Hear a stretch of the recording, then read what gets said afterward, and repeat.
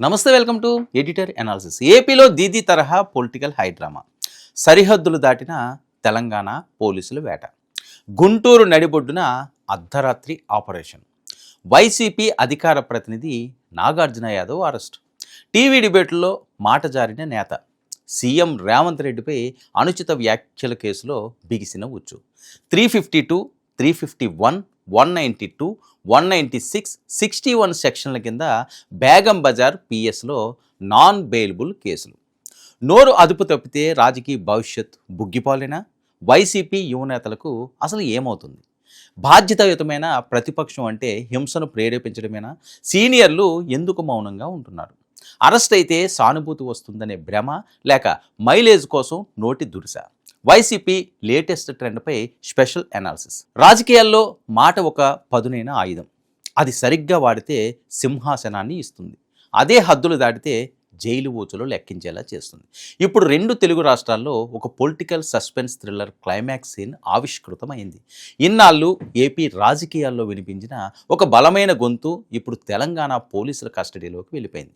YCP అధికార ప్రతినిధి Nagarjuna Yadav arrest ఇప్పుడు 2 రాష్ట్రాల్లో పెను సంచలనంగా మారింది. తెలంగాణ ముఖ్యమంత్రి రేవంత్ రెడ్డిని ఉద్దేశించి ఒక టీవీ డిబేట్లో చేసిన వివాదాస్పద వ్యాఖ్యలే ఈ మొత్తం హైడ్రామాకు స్క్రీన్ ప్లే రాశాయి.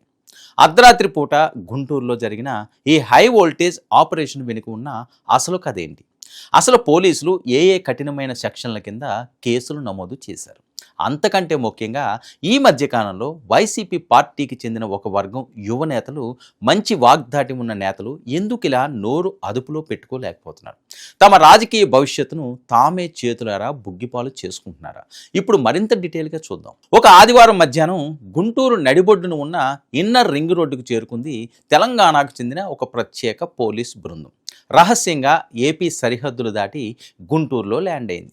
స్థానిక నల్లపాడు పోలీసులకు ముందస్తు సమాచారం ఇచ్చి నేరుగా వైసీపీ నేత నాగార్జున యాదవ్ ఇంటిని ముట్టడించారు. సరిగ్గా సినిమా సీన్ను తలపించేలా అక్కడ నాగార్జున యాదవ్ కుటుంబ సభ్యులకు పోలీసుల మధ్య తీవ్రమైన వాగ్వాదం జరిగింది. నోటీసులు ఇవ్వకుండా ఎలా అరెస్టు చేస్తారంటూ కుటుంబ సభ్యులు అడ్డుపడిన చట్టం తన పని తాను చేసుకుపోయింది. చివరకు ఆయన కస్టడీలోకి తీసుకుని నేరుగా హైదరాబాద్లోని బేగం బజార్ పోలీస్ స్టేషన్కు తరలించారు. భర్తను ఎవరో తీసుకెళ్లారంటూ నాగార్జున యాదవ్ భార్య నల్లపాడు పోలీసులకు ఫిర్యాదు చేయడం, తాము కాదని అది తెలంగాణ పోలీసులు చేసిన అరెస్ట్ అని స్థానిక సీఐ భాస్కర్ స్పష్టం చేయడంతో ఈ పొలిటికల్ డ్రామా ఒక్కసారిగా హీట్ ఎక్కింది. అసలు ఈ అరెస్టే ఇంత సంచలనంగా మారితే మరి పోలీసులు నమోదు చేసిన సెక్షన్లు వింటే ఎవరికైనా మైండ్ బ్లాంక్ అవ్వాల్సిందే.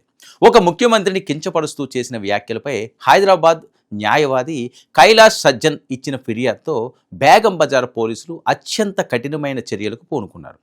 ఈ కేసులో కేవలం సాధారణ నోటీసులతో సరిపెట్టకుండా భారతీయ న్యాయ సంహిత బిఎన్ఎస్లోని పలు కఠినమైన సెక్షన్ల కింద కేసులు బనాయించారు. సమాజంలో శాంతి భద్రతలకు విఘాతం కలిగించేలా మాట్లాడడం, ఉద్దేశపూర్వకంగా ఒక రాజ్యాంగబద్ధమైన పదవిలో ఉన్న వ్యక్తిని అవమానించడం, హింసను ప్రేరేపించేలా వ్యాఖ్యలు చేయడం వంటి తీవ్రమైన అంశాలను ఎఫ్ఐఆర్లో చేర్చారు.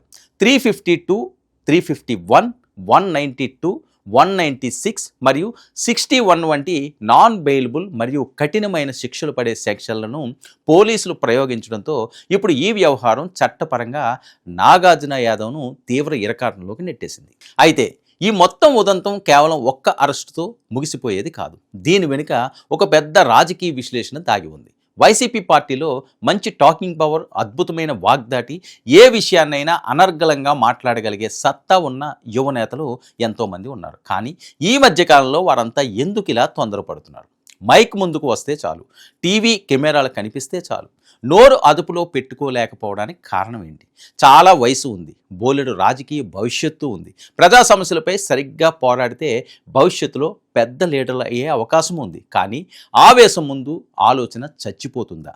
తొందరపడి ఇలాంటి అనుచిత వ్యాఖ్యలు చేస్తూ చట్టపరమైన కేసుల్లో ఇరుక్కొని తమ సొంత రాజకీయ భవిష్యత్తును తామే చేతులారా బుగ్గిపాలు చేసుకుంటున్నారనేది ఇప్పుడు తటస్థ రాజకీయ విశ్లేషకుల మాట.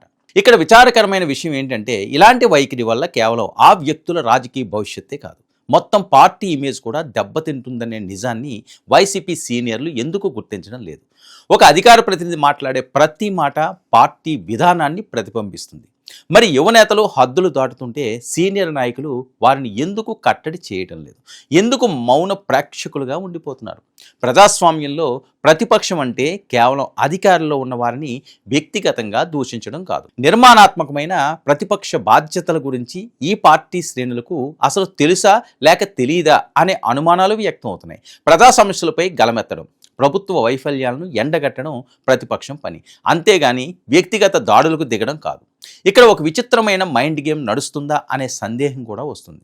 తీవ్రమైన ఆగ్రహావేశాలు వెళ్ళగక్కి ప్రత్యర్థులను రెచ్చగొట్టి హింసను ప్రేరేపించి తద్వారా సమాజంలో ఒక రకమైన అల్లకల్లోలు సృష్టించడం ద్వారా పార్టీకి ఏమైనా పొలిటికల్ మైలేజ్ వస్తుందనే భ్రమల్లో కొందరు ఉన్నారా?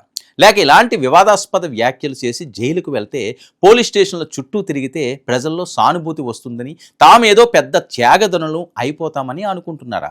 కానీ వాస్తవం ఏంటంటే ప్రస్తుత కాలంలో సోషల్ మీడియా, ఆధునిక సమాజం ప్రతి విషయాన్ని గమనిస్తుంది. వ్యక్తిగత దోషణలను, అనుచిత వ్యాఖ్యలను ప్రజలు ఎప్పుడూ ఆదరించరు, సదా తిరస్కరిస్తారు అనే కఠినమైన నిజాన్ని, వాస్తవాన్ని ఈ యువనేతలు సరే మరి పెద్దలు, సలహాదారులు కూడా గ్రహించలేకపోతున్నారా? చూసారుగా, నాగార్జున యాదవ్ అరెస్ట్ అనేది కేవలం ఒక వ్యక్తిగత కేసు మాత్రమే కాదు. ఇది ప్రస్తుత రాజకీయాల్లో మారుతున్న ట్రెండ్కు, యువనేతల దూకుడుకు ఒక బలమైన హెచ్చరిక.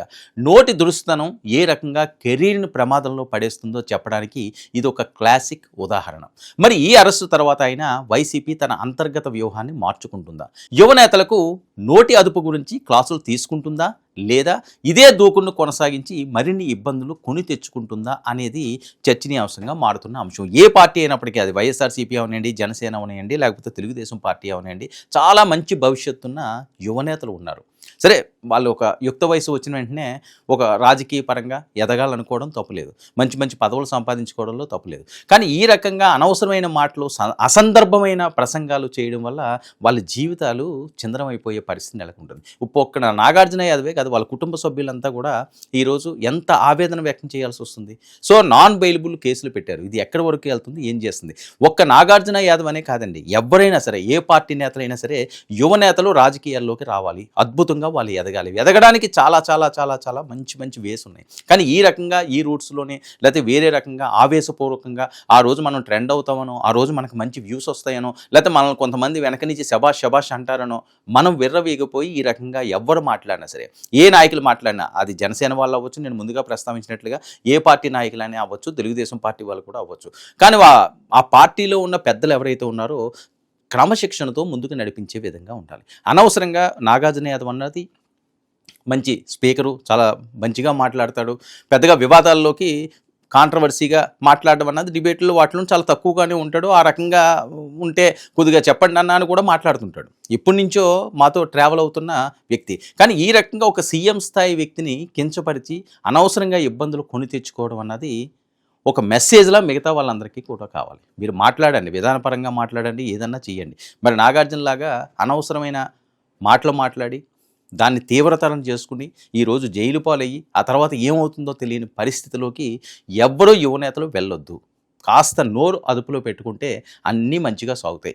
లేదు ఈ రకంగానే ఉంటాం అనుకుంటే పరిస్థితులు చిందరమైపోయే పరిస్థితి. ఒక్క దెబ్బ చాలు, ఒక్క యాక్సిడెంట్ కాదు. నేను చాలాసార్లు కొన్ని ఎగ్జాంపుల్స్ చెప్పాను. మనం ఎంత అద్భుతమైన డ్రైవర్లమైనా ఒక్క తప్పు చేసి ఒక్క యాక్సిడెంట్ చేసామనుకోండి, జీవితం అంతా నాశనం అయిపోయినట్టు, ఆ రోజుతోటి జీవితం ముగిసినట్టే. రాజకీయ నాయకులు కూడా అంతే. పబ్లిక్లో ఉన్నప్పుడు చాలా ఆచితూచి అడుగులు వేయాలి. సోషల్ మీడియా విస్తారంగా పెరిగిపోయింది, మీడియా విస్తారంగా విస్తరించింది. ఇలాంటి టైంలో ప్రతి చిన్న విషయాన్ని భూతద్దంలో పెట్టి చూస్తున్నారు. చాలా జాగ్రత్తగా ఆచితూచి అడుగులు వేస్తే భవిష్యత్తు ఉంటుంది, లేకపోతే అంతా అంధకారం అనడానికి ఇవే నిదర్శనాలు. ఇది ఈనాటి ఎడిటోరియల్ అనాలిసిస్. 9 న్యూస్.